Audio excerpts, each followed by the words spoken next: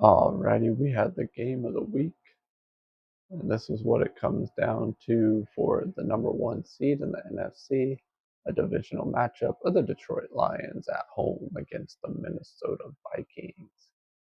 Huge game here, -2.5 spread for the Lions, +2.5 for the Vikings, and a total of 57 at DraftKings. Wow. Um, let's just look at this. If we take both the offenses average of the last 4 games, it would be 69 points. And the defense is given up a plus, that would be 53. But the Lions usually score more than what the other team's defense gives up.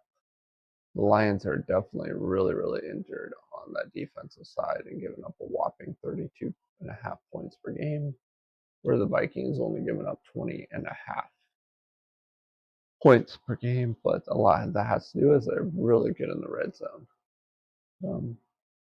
But the offense is 37.5 for the Lions, 31.5 for the Vikings. Lions definitely the most in the league. Passing yards per game, 342 for the offense for the Lions, 321 on defense, worst in the league in the last 4 games. They have the best passing offense in the league currently in the last 4 games on offense, and the worst defense against it. So, yeah, they're going to have to really keep up with the points here. And 281 passing yards per game for the Vikings, 245 on defense.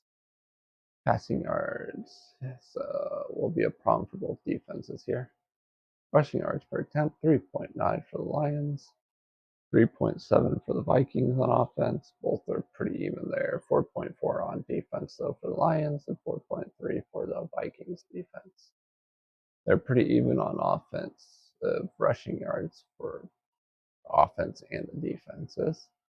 But points per play is where it matters, and that's for the Lions last 4 games, 4.4 though on defense, and 3.1 on offense for the Vikings, 2.4 on defense. Total expected point spread is -6.8 towards the Vikings, but point differential is a -4.9 towards the Lions. And then we got -9.4 towards the Vikings if we do expected points, offense, defense, without special teams.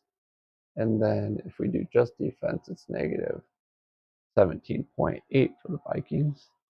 Our other models we have currently are -5 and -4 towards the Lions, and then -2.5, -2.5 towards the Vikings.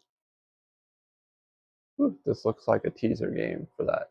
I think a 6.5 teaser. What would that take? 8.5. Yeah, take it up to 8.5 points and hope they can lose by less than 8.5.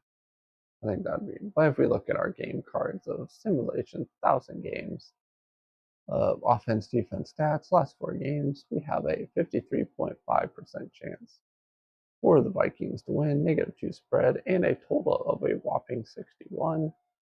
I'm definitely not playing the over and under. If I lean anything, I'm taking the under for the 57 points because that's a lot of points to get to. But all our cards are pretty much green towards the Vikings besides rushing yards per attempt, and that's just 0.003 off of the Lions. So the only thing different you got is your point differential. The Lions defense has just not been playing great, and that's a lot of their problem. They have no